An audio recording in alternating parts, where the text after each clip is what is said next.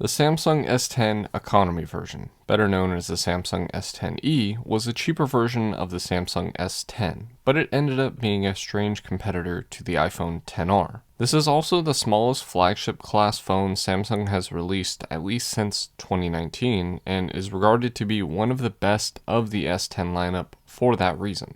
But in 2022, it is showing its age, and we still have to answer the question of whether or not it's worth buying in 2022.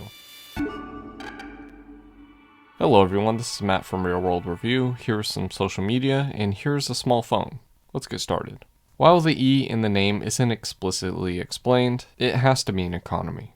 The phone comes with a flexible but flat 5.8-inch 1080p OLED display with a hole punch for the front camera, with a pixel density of 438 pixels per inch and a 60Hz refresh rate.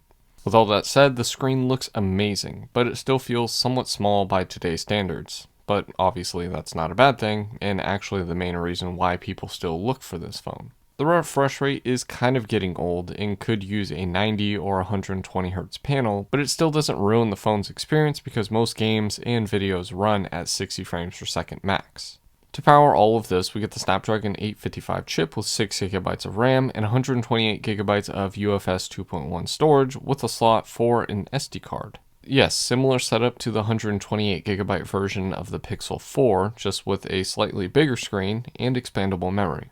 Just like the Pixel 4 and the OnePlus 7 Pro, this phone doesn't really have too many issues when running even the heaviest games. Expect some normal frame drops here and there, and some heat, but performance is pretty nice on this one. Apps open up at reasonable speeds, but there does end up being some delays here and there. As for the operating system, we get Android 12, which may be the last on the list because this phone did come with Android 9 at launch. Android 13 is up in the air for this phone, but it does seem that the Samsung S10 Lite is going to get this, and they have the same processor, so who knows. To keep the lights on, we get the smallish 3100mAh battery cell, which is kind of old. I didn't change it for this review, and yeah, I should have.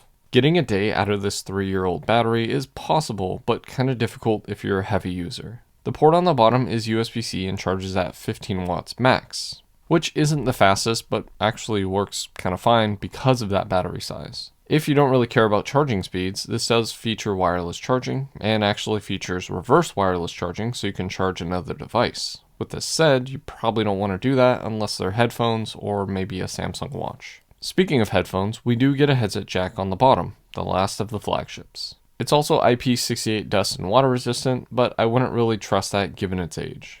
Moving to the outside, we have two pieces of glass on the front and the back, apparently being Gorilla Glass 6 on the front and Gorilla Glass 5 on the back. Something to note is that I did replace this screen on this phone, so they do break. Then in the middle, we get this shiny aluminum, which looks nice, and I gotta say, I do love the green one. I think this is actually the first green phone that I've owned besides the iPhone 12 mini here. Speaking of mini, this phone isn't. Sure, it's small at the height of just 5.6 inches and the weight of 150 grams, but it isn't as compact as an iPhone mini. With that said, this extra size does give us more than just a decent battery size. On the top, we get the microphone as well as a SIM and SD card slot, so you can expand that 128GB base storage. The left side has a volume rocker as well as the Bixby button, which I ignore when I can. The right side has a power button that doubles as a fingerprint scanner, working pretty well and placed in a nice area. Then on the bottom we get the headset jack as well as a microphone hole, 5 slots for the loudspeaker, and a USB-C 3.1 port that supports 15 watts of charging, as well as Samsung DeX, something that the Z Flip series doesn't do. The loudspeaker pairs with the top speaker to give us a stereo feel, which isn't that bad given the size. This also allows for a decent forehead and chin, looking way better than the iPhone XR, the economy iPhone, at the time. This phone obviously doesn't have 5G. That was saved for the massive Samsung S10 5G. But that's all good. This phone still, to this day, does take software and hardware to produce a well-rounded operating system for day-to-day usage to be more than enough for most people. I do see minor delays when you compare it to a phone with like a Snapdragon 888, but the time difference isn't too noticeable, and honestly it's not that big of a deal unless you have something to compare it to. While software updates are technically up in the air for this phone, I wouldn't see that as a reason to not be interested in this phone. Really, it's either this or the Asus Zenfone 8. While this came out with the iPhone XR, this would end up being directly compared to the iPhone 11 because of the sensors on the back. But first, one of my favorite, the front camera. This 10 megapixel sensor allows for two things. One, it's focusable, so shots will look a little bit sharper than you would expect. And two, we get 4K 60 frames per second video on the front. The interesting part is that this was a software update that allowed it to happen, but it does look pretty nice. Sure, it is a hole punch, but honestly you do get used to it even on this small screen. Okay, that's a lie, but what can you do? Pretty much everything has a hole punch now. On the rear, we get two interesting sensors. We get the 16 megapixel fixed focus ultra-wide sensor that's capable of 4K but only at 30 frames per second max, while 60 is reserved for the other sensor. It is an ultra-wide, and Samsung does a decent job at making sure that the camera looks like the main one, color-wise, so that shouldn't be a worry.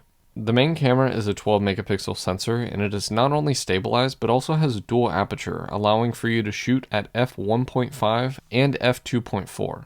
In real world shots, it doesn't really make too much of a difference. Night shots are closer to oil paintings with the less light that you give it, while day shots look nice and vibrant. Same with video at 4K 60 frames per second, but as always, you get to be the judge. Enjoy.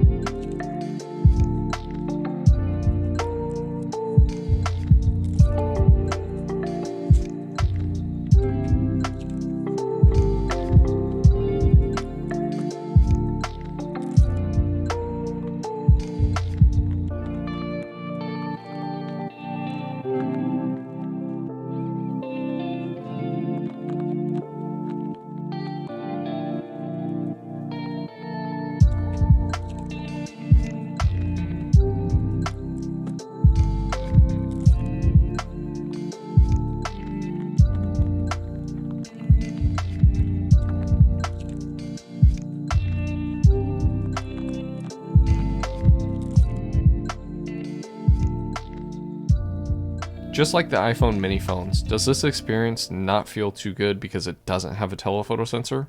Sometimes. Does the lack of a focusable ultra-wide ruin this phone? No. Overall, shots are how you would expect, the tried and true Samsung way, where normal shots look amazing, same with the video, just don't be too far away or you'll miss the shot. Now, to me, this feels weird. I spent all the video talking about how this is a compact phone, but what exactly is a compact phone? The iPhone 13 isn't entirely a compact device, but the mini is. Well, the iPhone mini is 5.18 inches tall, while the 13 is 5.78 inches tall. Then we get the 5.6-inch Samsung Galaxy S10e, which is technically smaller than the 5.75-inch Samsung Galaxy S22. That's less than a 4mm height difference for a much better phone. So how is this a compact phone? Even in the weight, we are at a less than 15-gram difference with an extra camera, screen size, and battery in the S22. But the thing is, using this phone feels small. It's similar to the iPhone 13, but this almost feels like how the mini feels. It feels like it's trying to be a small and light phone, even though it's technically not trying to be.